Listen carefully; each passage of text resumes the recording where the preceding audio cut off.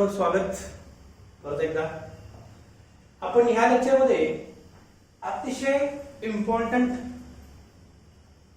आणि काही नवीन terms cover करणार आहे, ज्या टर्म आपण आतापर्यंत कधी बघितले नव्हते.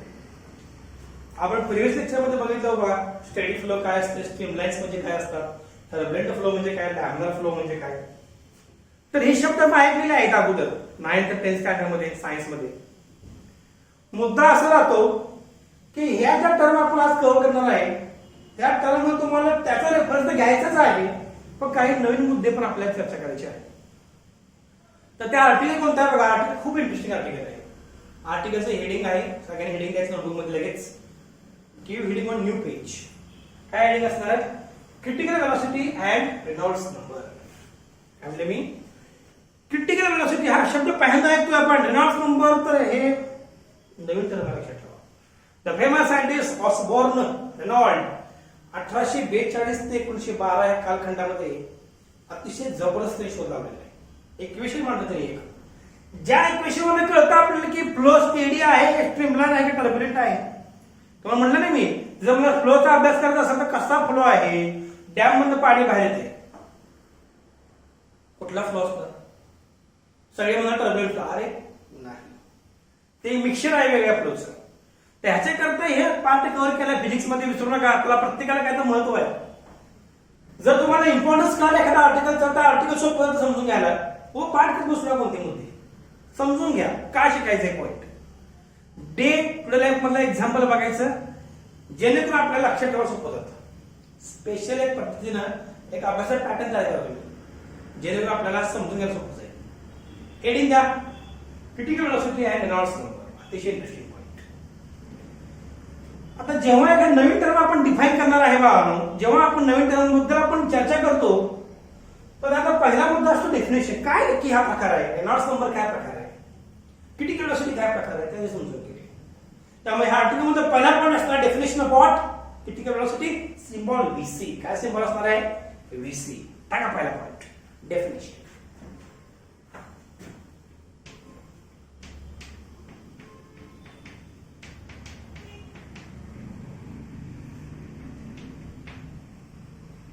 डेफिनेशन कोणाची? डेफिनेशन असणार आपली कशाची? आर्टिकल मधला पहिला पॉइंट. हेडिंग काय? Critical velocity. त्याचं आपण माहिती लिहूया. लिहा, वेलोसिटी ऑफ द फ्लो और फ्लुइड, वेलोसिटी ऑफ, काय म्हणलं बघा, वेलोसिटी ऑफ, कोणाची velocity? Of layer of A fluid at which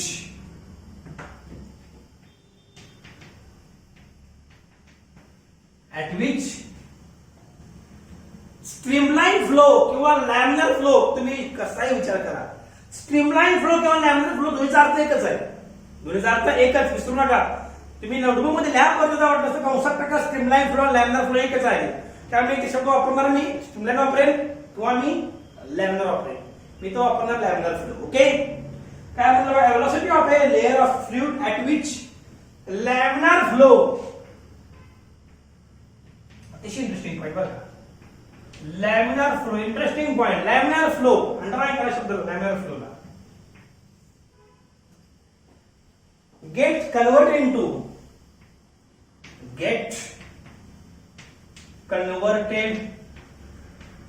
into कुठला flow? Turbulent flow. Turbulent flow is called as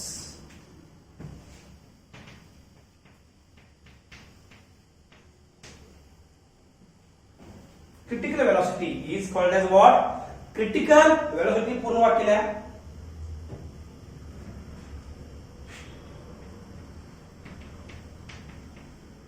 critical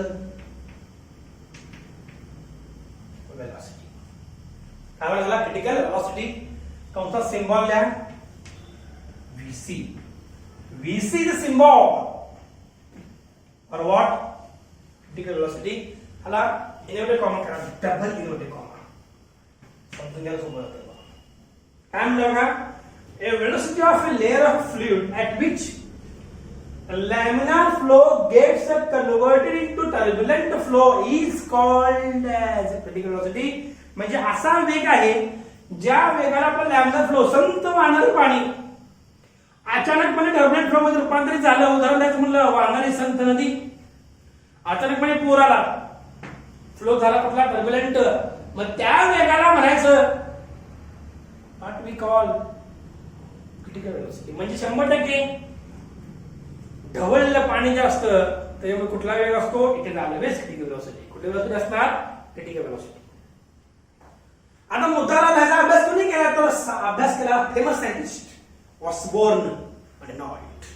काय नाव आहे, ऑसबॉर्न रेनॉल्ड साहेबांनी 1842 ते 1912 म्हणजे आपण म्हणू शकतो 19व्या शतकामध्ये याचा अभ्यास केला होता व्यवस्थित. आणि त्याचा अभ्यास आपण आतापर्यंत तुमची इतकी अॅक्युरेसी आहे हे लक्षात ठेवा. तर रेनॉल्ड्स नंबर काय आहे ते समजून घ्या. तर आपण फॉर्म्युला लिहूया क्रिटिकल वेलोसिटीचा, त्याच्यामध्ये तुम्हाला रेनॉल्ड्स नंबरचा एक पार्ट कर्व ऑटोमॅटिक होऊन जाईल. ह्याच्यामध्येच पार्ट आहे, हो समजून घेत चला. मॅथमॅटिकली पुढचा मुद्दा टाका 2 नंबर मुद्दा. ह्या गाडीवरला पुढचा मुद्दा टाका 2 नंबर मुद्दा. मॅथमॅटिकली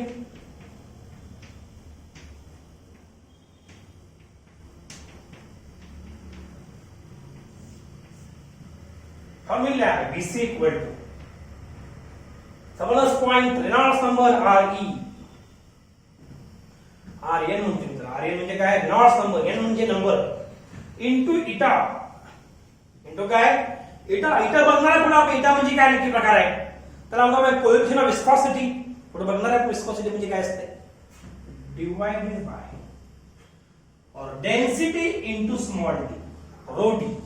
काय फॉर्म्युला समजून घ्या. फॉर्म्युला हो काय फॉर्म्युला आहे, VC इक्वल टू, VC म्हणजे काय, क्रिटिकल वेलोसिटी, इक्वल टू पुन्हा एक काय आहे Reynolds number RN into what, viscosity of the flow of the fluid.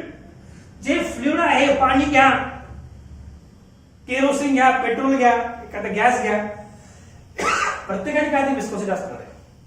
त्याला म्हणतो आपण कोएफिशिएंट ऑफ विस्कोसिटी.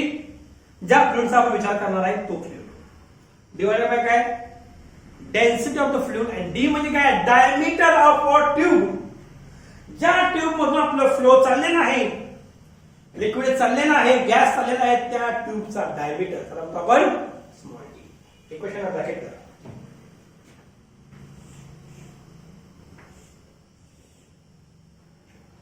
टर्म्स आहेत, तुम्ही लगेच टर्म लिहायचे आहेत.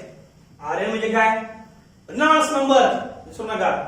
इटा म्हणजे काय, कोएफिशिएंट ऑफ विस्कोसिटी. रो म्हणजे काय, डेन्सिटी ऑफ द फ्लुइड. आणि पुढे काय, स्मॉल डी म्हणजे काय, डायमीटर ऑफ व्हॉट ट्यूब, ज्याच्यामधून आपलं फ्लुइड चाललेलं आहे. विसरू नका यासाठी बेसिक मध्ये. आता यातून रेनॉल्ड नंबर काढूया बाजूला. आपण काय ना सांगा रेनॉल्ड्स नंबर, त्या न्यू लाईन पॉइंट नंबर 3 टाका. जबरदस्त पॉइंट आहे. इक्वेशन सॉल्व करूया आपण. मग काय रेनॉल्ड्स नंबर काय ना सांगा, तुम्ही सांगायचं व्यवस्थित.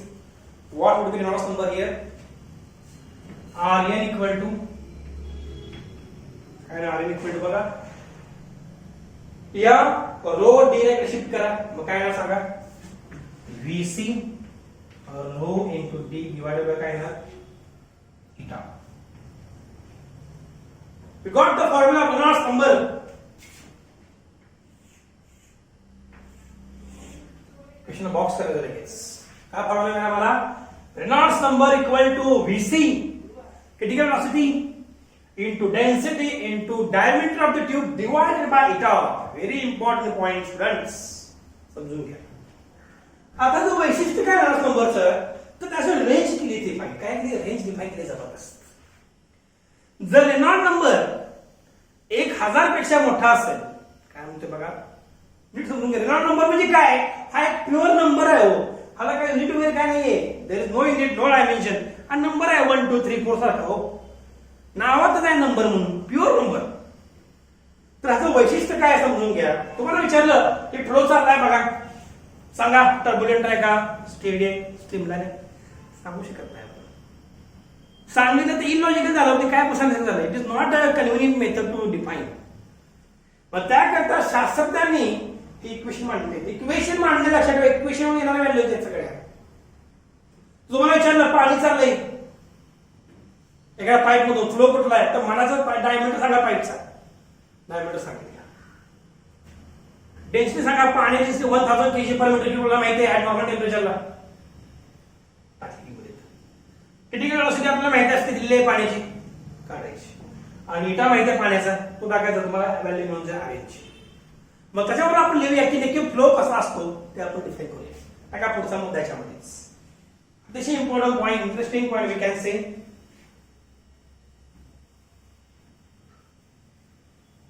पॉईंट नंबर 3 टाका. ऑलरेडी 3 झाला आपला. चौथा मुद्दा टाका सिक्वेन्स मधला. इक्वेशन कडे बघायचं, त्याच्यावर आपण डिफाईन करायचे सगळ्या टर्म्स पुढे आपण बघणार आहे त्या. ओके, काय म्हणतो बघा.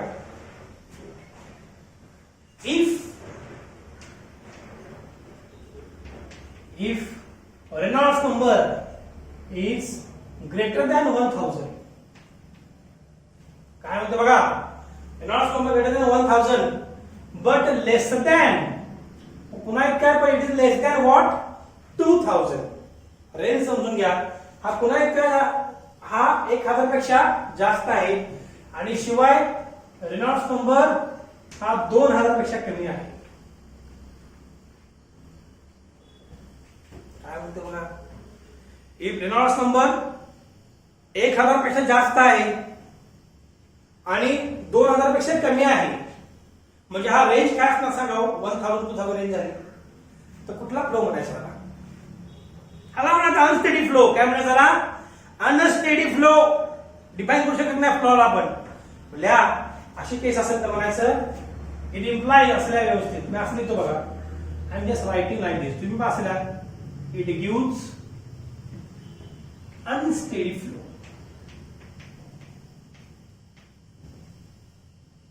व्यवस्थित लिहा. काय म्हणायचं, कुठला फ्लो म्हणायचा मला, unsteady flow. Just a minute, let me correct it properly. Unsteady flow. पुढचा मुद्दा लिहायच्यामध्ये रेंज फक्त लिहायची आपल्याला, बाकी काही नाही. If Reynolds number R N less than 1000, म्हणजे 999 पर्यंत चालतंय. 999 पण 999.99 पण चालतं, काय अडचण. लेस दॅन 1000 तर फ्लो कोणता म्हणायचा, लॅमिनार फ्लो. कुठला फ्लो म्हणायचा, लॅमिनार फ्लो. लिहा, ऍरो करून लिहा लगेच.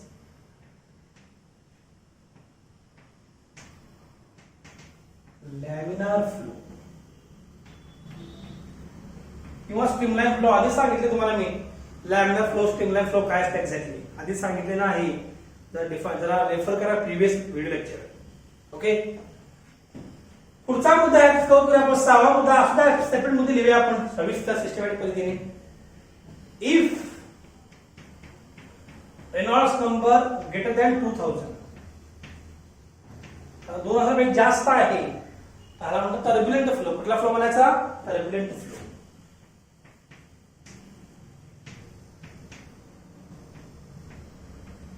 काय इंटरेस्टिंग पॉइंट बघा.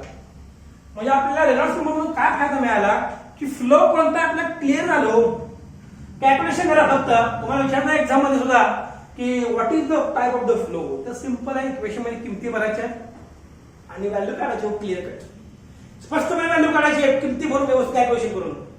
काय मिळते बघा, जर आलेली व्हॅल्यू 1000 पेक्षा जास्त आहे, 2000 पेक्षा कमी आहे, तर काय कोणता फ्लो म्हणायचा, अनस्टेडी फ्लो. आलेली व्हॅल्यू जर 1000 पेक्षा कमी असेल तर कुठला फ्लो म्हणायचा, लॅमिनार फ्लो. आलेली व्हॅल्यू 2000 पेक्षा जास्त असेल तर कुठला फ्लो म्हणायचा, टर्ब्युलंट फ्लो. हे तो वैशिष्ट्य आहे रेनॉल्ड्स नंबरचं आणि क्रिटिकल व्हेलॉसिटीचं रिलेशन आहे. ह्या दोन गोष्टी मध्ये क्लिअर झाल्या असतील तर निश्चितपणे आपल्याला महत्व कळेल की what is the critical velocity आणि व्हॉट इज रेनॉल्ड्स नंबर. हे जर आपला end of the article. Interesting article आहे, पण ह्याच्यामध्ये एक टर्म आहे बघा, कोएफिशियंट ऑफ विस्कॉसिटी. हा प्रकार काय ते आपल्याला समजून घ्यावा लागेल. What is coefficient of viscosity, that will try to understand now. म्हणजे विस्कॉसिटी आपला पुढचा मुद्दा असणार आहे, नवीन आर्टिकल असणार आहे. The heading is give heading viscosity of the fluid.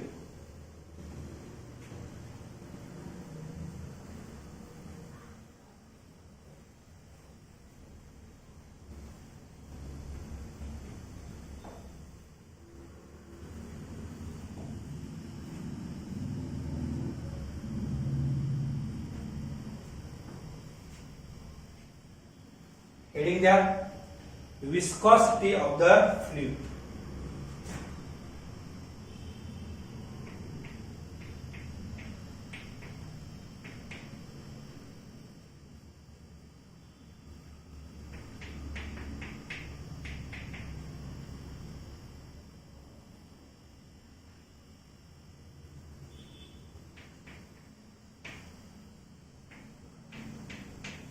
फ्लुइडची viscosity म्हणजे काय कळतो बघूया.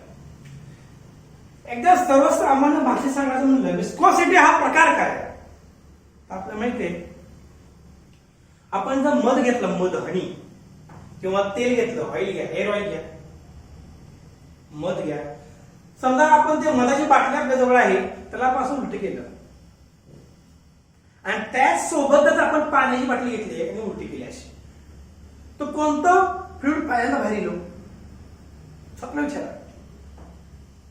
क्वाइट ऑब्विस पाणी लवकर बाहेर येणार, परंतु मध जो आहे तो स्लो एकदम बाहेर येणार. स्लो येणार बाहेर, एकदम स्लो येणार. किंवा ऑइल घेतलंय, आपलं तेल कोटलेलं आहे, तुम्ही उलट करायला लवकर येत नाही बाहेर. तेच जर पूर्णपणे ते नॉर्मल एनटीपी ला असेल, टेम्परेचर प्रेशरला असेल, लगेच बाहेर येतं. म्हणजे कोण तर आहे त्या फ्लुइडला रेजिस्ट करतंय पुढे जाण्याकरता. इमॅजिन करा व्यवस्थित, कोण तर आहे त्या फ्लुइडला ते रेजिस्ट करताय पुढे जायला. तर ते रेजिस्टन्स म्हणजे काय? फ्रिक्शन आहे. हो, ते काय आहे? फ्रिक्शन. म्हणजे मी सिंपल भाषेत असं म्हणू शकतो, the friction in the fluid among the adjacent layers is called viscosity. उदाहरण तुम्हाला दिले आपण आपल्या दैनंदिन जीवनामध्ये उदाहरण दिले तुम्हाला. म्हणजे काय म्हणलं मी? The friction in the fluid among the adjacent layers or friction in adjacent layers of the fluid is called as viscosity. त्यामुळे पहिली टर्म आपली डेफिनेशन असणार आहे, कारण नवीन टर्म आपण शिकत आहे. ओके, बघा पहिला मुद्दा डेफिनेशनचा.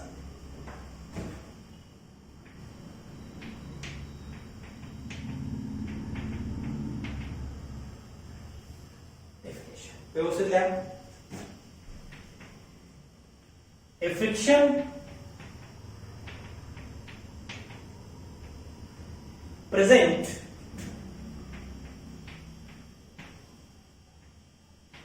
a friction present in the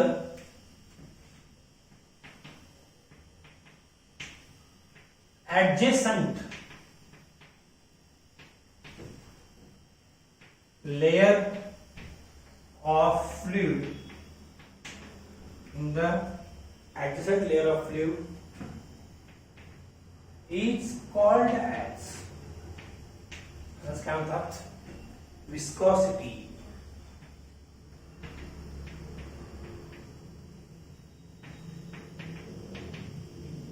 spelling is called as viscosity. Repeat करतो.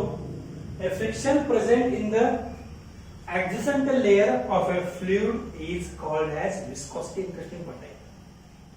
उदाहरण ऑलरेडी तुम्हाला सांगितलेलं आहे, लक्षात ठेवायचे उदाहरण. आता ज्या फ्लुइड मध्ये विस्कॉसिटी असते त्याला म्हणतात विस्कस फ्लुइड. काय म्हणतात त्याला? Viscous fluid. आणि ज्या फ्लुइड मध्ये विस्कॉसिटी नसते त्याला म्हणतो आपण नॉन विस्कस फ्लुइड. काय म्हणतात त्याला? Non viscous fluid. आता विस्कस फ्लुइड ऑलमोस्ट सगळ्या फ्लुइड मध्ये विस्कॉसिटी असते बघा. काय म्हणतो मी? Almost in all the fluid there is a viscosity. Okay, आता आपण लिहूया पुढचा मुद्दा. टाका. A fluid in which a fluid in which there is a viscosity,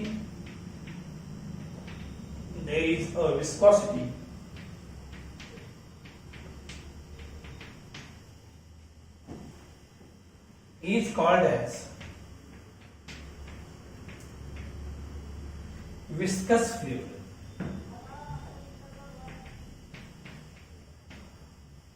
Called as viscous fluid. पूर्ण वाटले इथंच अंडरलाईन करायच्या शब्दाला विस्कस फ्लुइड. आता डायग्राम दाखवा. आपण विस्कस फ्लुइड कसं दाखवायचं सगळ्यांकडे बघायचं. हा आपला कंटेनर इमॅजिन करायचा कंटेनर आहे.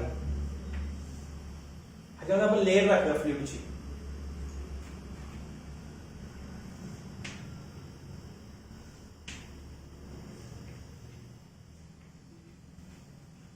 हे जे उदाहरण आहे याच्यामध्ये मी काय दाखवले, हे जो एरो आहे हा एरो दाखवतोय velocity of the particle of the fluid. सगळ्यात जास्त व्हेलॉसिटी वरच्या बाजूला आहे, कमी व्हेलॉसिटी कमी होत गेली, कारण इथं काय लेअर आहे, दोघांमध्ये फ्रिक्शन असल्यामुळे वेग कमी झालेला आहे. जसं जसं तुम्ही त्या लेअर पासून वर चाललाय, जो लेअर स्टेशनरी आहे हा स्टेशनरी लेअर आहे, धरून चला बॉटम आहे आपल्या कंटेनरचा, हा सॉलिड पोर्शन असणार आहे. इथे ज्या असणाऱ्या क्वांट्यामध्ये असणारा फ्लुइडचा लेअर तो असणार स्थिर, कारण तो कंटेनरचा बॉटमला पकडणार, पुढे जाऊ येणार नाही, त्याला म्हणतो आपण काय फ्रिक्शन. जसं आपण वर चाललोय कंटेनरच्या हाईटला चाललोय वर, 100% फ्रिक्शन कमी होते म्हणून वेग वाढत चाललाय. ह्याला म्हणतात कुठलं फ्लुइड, विस्कस फ्लुइड. काय म्हणतात त्याला, viscous fluid. Very interesting point. Next point टाका, तिसरा मुद्दा टाका. A fluid in which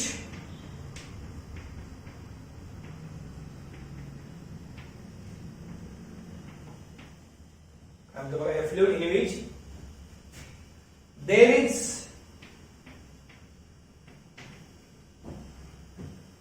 absence of viscosity.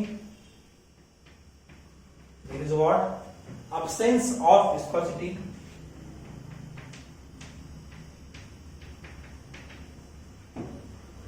Is called as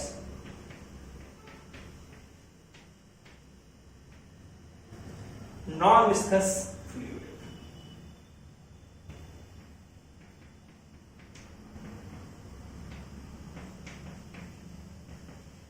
काय म्हणतात, नॉन विस्कस. अंडरलाईन करा नॉन विस्कसला.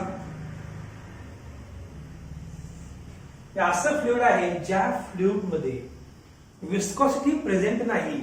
अशा फ्लुइडला आपण काय म्हणतो, नॉन विस्कस फ्लुइड. ऍक्च्युअली असं फ्लुइड नसते, लक्षात ठेवा. मी तुम्हाला मगाशी सांगितलं की सगळ्या फ्लुइड मध्ये विस्कॉसिटी असते. आता मुद्दा असा, तुम्ही असं एखादं फ्लुइड आहे का ज्याला विस्कॉसिटी नाहीये, तर आपण असं एक फ्लुइड विचार घेऊया, त्याला म्हणतो आपण लिक्विड हेलियम. लिक्विड हेलियम जो आहे, हेलियम गॅस लक्षात ठेवा. त्याला तुम्ही जर लिक्विफाय केलं, वी कॅन लिक्विफाय द गॅसेस, तर अशा फ्लुइडला विस्कॉसिटी 0 असं मला कार्य करणं असं मानलं गेलेलं आहे. ओके, उदाहरण स्पेसिफिक उदाहरण म्हणल्या, फॉर एक्झाम्पल लिक्विड हेलियम.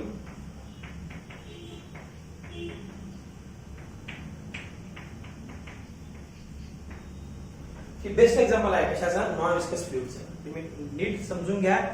अगदी बेसिक तुम्हाला स्पेसिफिक मुद्दा मी सांगितलेला आहे, उदाहरण दिलेलं आहे. काय उदाहरण आहे, liquid helium is the example of which fluid, non viscous fluid. आता प्रश्न असा पडतो की विस्कोसिटी का असते फ्लुइड मध्ये, त्याला काही कारण असायला पाहिजे ना. तुम्ही असं फ्रिक्शन आहे म्हणून, अरे फ्रिक्शन कुणामुळे आहे, which is the main cause of this viscosity. The main cause आहे कोहेसिव्ह फोर्स. कोहेसिव्ह फोर्स काय तुम्हाला माहिती आहे, समान मॉलिक्युल मध्ये असणारा फोर्स ऑफ अट्रॅक्शन. पुढचा मुद्दा काय असणार, विस्कॉसिटीचा कॉज लिहायचा आपल्याला पुढच्या मुद्द्यामध्ये. लिहा लवकर पुढचा मुद्दा.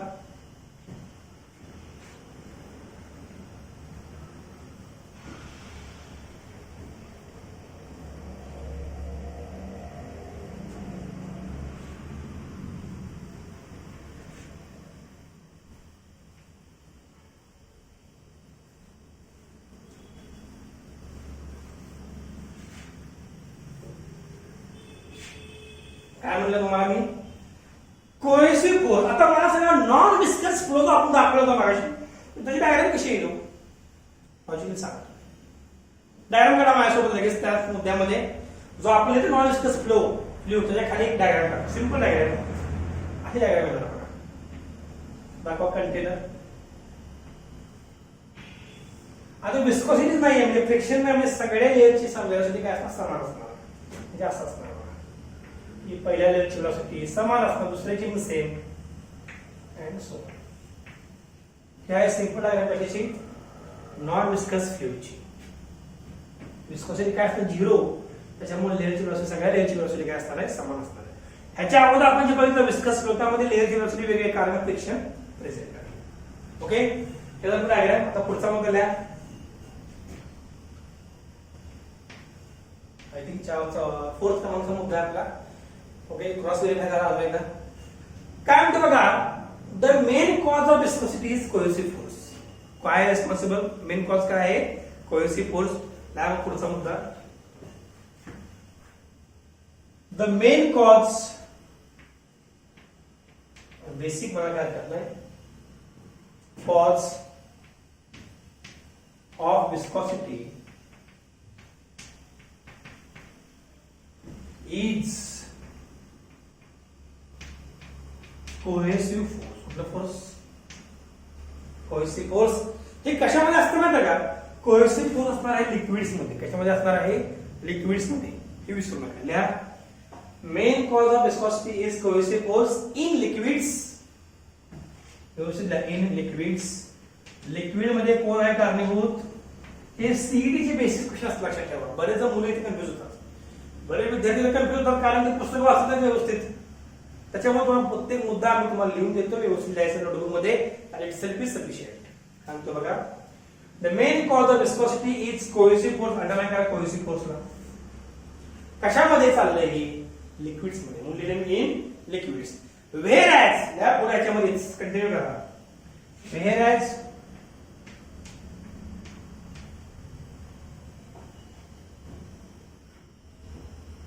कोलिजन.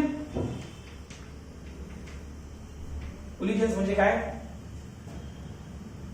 एकमेकावर मार्ग आदळले त्याला काय आपण collision. Collisions in a molecule. या वाक्याला अंडरलाईन करतो बघा. Collisions in a molecules is responsible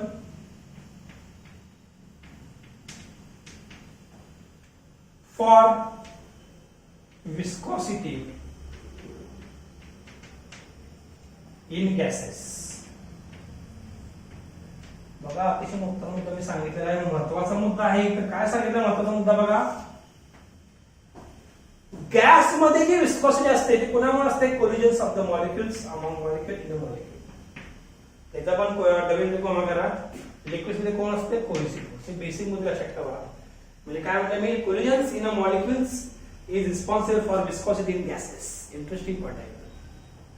okay. आता एक्झॅक्टली मुद्दा असा राहतो की विस्कॉसिटी जो मुद्दा आहे तो एक्झॅक्टली डिफाईन कसा करायचा. आणि आपली डेफिनेशन तसं काय फॉर्म्युला आहे का basic? Is in formula. Yes. ह्याचा अतिशय जबरदस्त फॉर्म्युला सांगितलेला आहे. आणि तो फॉर्म्युला सांगितला कोणी? The famous scientist Newton. Under the heading called आहे न्यूटन्स लॉ ऑफ विस्कॉसिटी. काय हेडिंग असताना पुढच्या मुद्द्यात आपल्या? Newton's law of viscosity. आता पुढचा मुद्दा.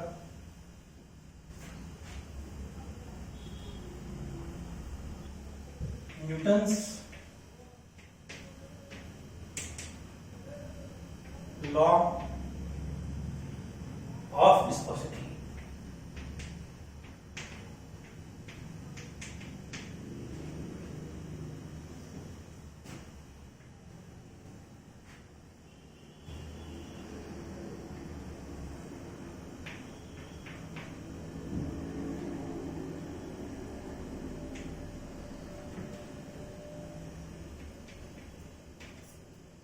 आपलं Newton's law of viscosity.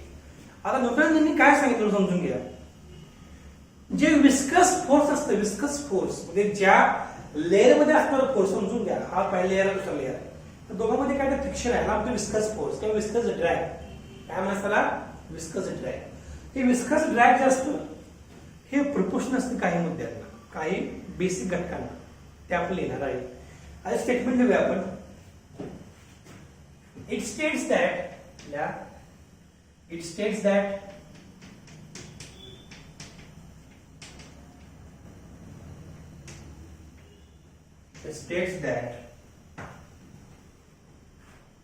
viscous force बघा. viscous force कंसामध्ये लिहितो मी small f. viscous force among layers, obviously layer मध्ये असणार आहे force. among layers of fluid, I'm naming. It states that the viscous force small f among the layers of the fluid is काय आहे बघा, is directly proportional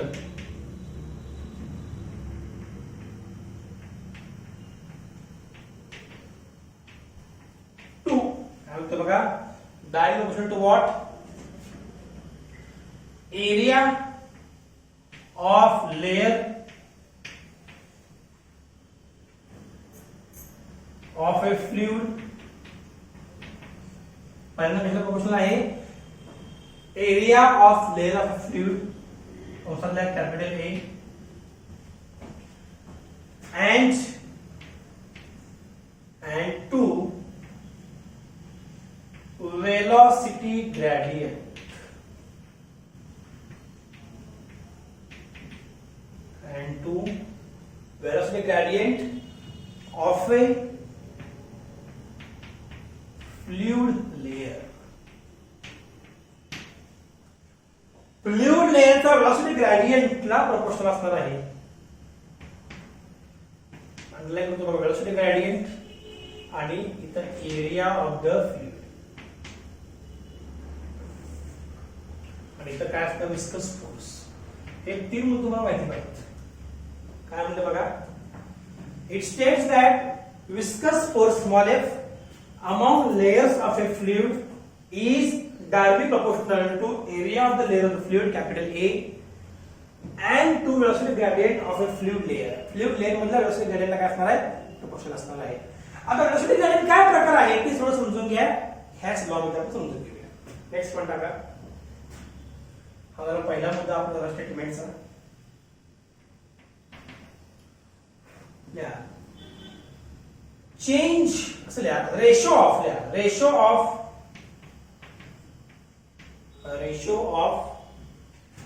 change in velocity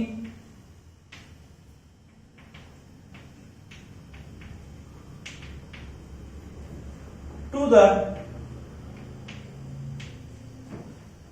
change in distance from stationary layer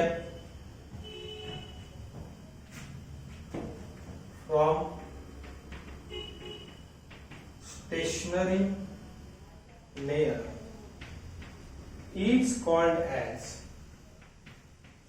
is अगदी systematic म्हणजे आपण सिक्वेन्शियली चाललो आहे. is called as velocity gradient. असं काय म्हणतात? Velocity gradient. आता आपण डिफाइन करूया काही बेसिक टर्म्स, त्यामध्ये आपण सिंबल लिहूया. चेंज इन वेलोसिटी, त्याला मी म्हणतो dv, त्याला काय लिहू? dv कंसात लिहा इथं. You can represent here as dv. आणि velocity gradient change in distance जे आहे स्टेशन लेअर पासूनचं, ह्याला म्हणूया आपण dx. काय म्हणणार आपण? dx. काय म्हणणार बघा, मी चेंज इन वेलोसिटीला मी काय म्हणतोय? dv. dv म्हणजे चेंज इन वेलोसिटी, आणि हे चेंज इन डिस्टन्स त्याला म्हणतोय मी dx. आता रेशो घ्या आपण. मग काय नसावं वेलोसिटी ग्रेडियंट म्हणजे? So what we can write, therefore that new line, therefore velocity gradient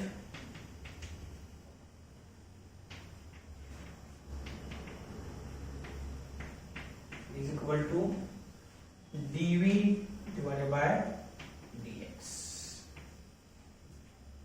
So formula bracket करा formula ला, आणि आपण velocity gradient equal to what? dv by dx. म्हणजे काय? Change in velocity divided by change in distance. आता आपण equation या Newton's law of viscosity with the help of this information. Lay a new line. Mathematically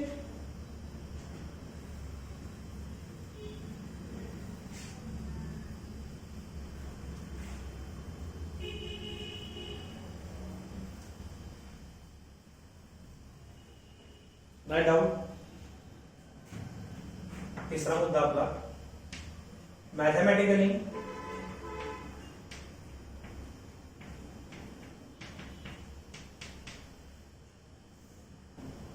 आता वापरा आपला हा concept लॉचा. काय विस्कस फोर्स कशाला प्रोपोर्शनल आहे बघा? Small F proportional to what? Area. Proportional to what? Area. म्हणजे दिलं बघा मी एफ प्रोपोर्शनल टू एरिया, आणि त्याचप्रमाणे F proportional to what? Velocity gradient. आता लिहिले बघा आपण वेलोसिटी ग्रेडियंट म्हणजे काय येणार? dv by dx. बरोबर आहे. पर द लॉ आपण इक्वेशन दिलं, काय दिलं equation? F proportional to area, F proportional to dy by dx. आता त्याला कंबाईन करायचं तर काय असं कंबाईन केल्यावर it gives F proportional to what? A into dv by dx. F कशाला proportional आला? Area into velocity gradient dv by dx. आता ही चिन्ह रिमूव्ह करा, मग काय होणार? सगळ्या चिन्ह रिमूव्ह केल्यावर F I have multiplied by constant, त्याला म्हणतात इटा. काय इटा? वापरलो तो इटा टर्म आपण तेव्हा बोललो तुम्ही का पुढे बघणार आहे की टर्म इटा आहे बघा. F इक्वल टू इटा हा कॉन्स्टंट आहे into what? A dv by dx. आणि हे इटाला म्हणतात coefficient of viscosity of the fluid. या इक्वेशन बॉक्स करा. F म्हणजे काय? Viscous force. F म्हणजे काय? Viscous force. इटा लिहा. Eta equal to eta equal to लिहा. आता इटा होणार ETA coefficient of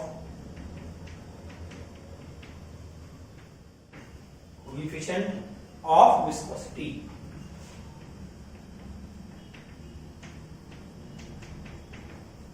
coefficient of viscosity of a given fluid, जे का फ्लुइड दिले तसं ऑफ ए फ्लुइड. हा झाला आपला रेफरन्स लॉ ऑफ विस्कोसिटी. आता यात मी इटा डिफाइन करतोय. विल डिफाइन इटा. इटा तो बाजूला काढा, काय ना सांगा आपण डिफाइन करणार नाही इटा. So what I can right, look at the board. इथे बघा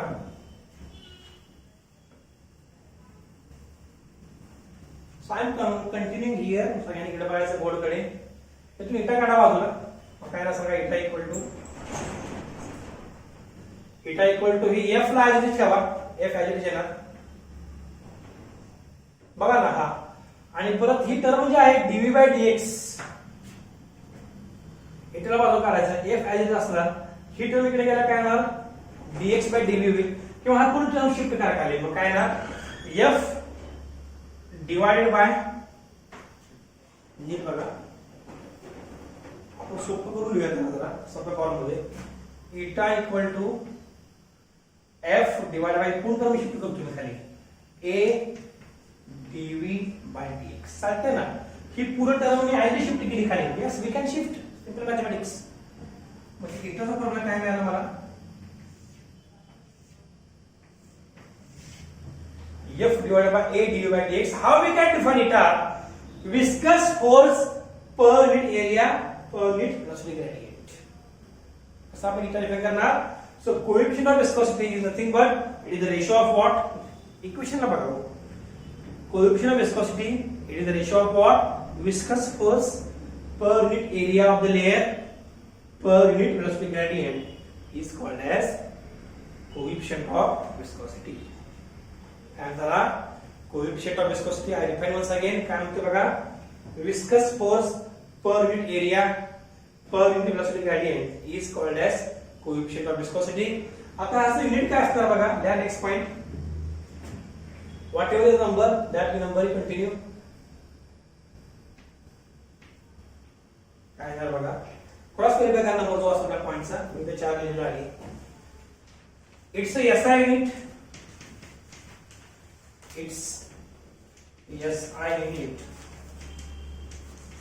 इज इक्वल टू. आता काय असणार आहे?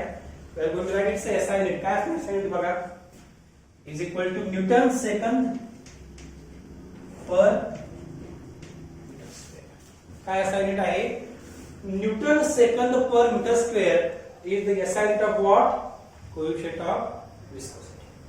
बेसिक टर्म तुम्हाला समज असतील तर आपल्याला हा पूर्ण कॉन्सेप्ट जो आहे कुठला विस्कोसिटीचा क्लिअर होऊन जाणार. काय म्हणलं बघा मी? समजून घ्या. SI युनिट काय आहे? Newton second per metre square. आणि आपला लॉ काय सांगतो आपल्याला? विस्कस फोर्स जो आहे हा एरियाला प्रोपोर्शनल आहे आणि वेलोसिटी ग्रेडियंटला प्रोपोर्शनल आहे. This is all about our Newton's law of viscosity. ह्याला वारंवार रिवाइज करा. रिव्हिजन करणं अत्यंत गरजेचं आहे.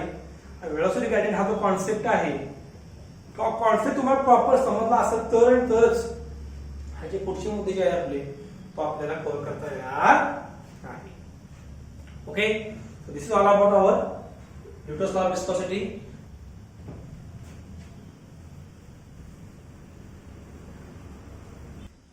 ओके स्टुडंट्स, आज आपण Newton's law of viscosity, viscous force म्हणजे काय असते, व्हेलॉसिटी ग्रेडियंट म्हणजे काय असते, कोएफिशिएंट ऑफ विस्कॉसिटी म्हणजे काय असते, असे बेसिक मुद्दे कव्हर केले. तर आपण सगळ्यांनी झालेला पॉइंट हा वारंवार रिवाइज करायचा आहे, कॉन्सेप्ट समजून घ्यायचे आहेत, वारंवार वाचायचे आहेत आणि न बघता एक क्वेश्चन डिराइव्ह करायचा प्रयत्न करायचा. या पद्धतीने आपण जर पुढे गेलो तर 100% ह्याचे पुढचे जे मुद्दे आहेत आपले, स्टोक्स लॉ, अजून काय महत्त्वाचे पुढचे मुद्दे फ्लुइड्स इन मोशन मधले, ते आपण इझिली समजून घेऊ शकतो. Okay, have a revision once again. Thank you so much.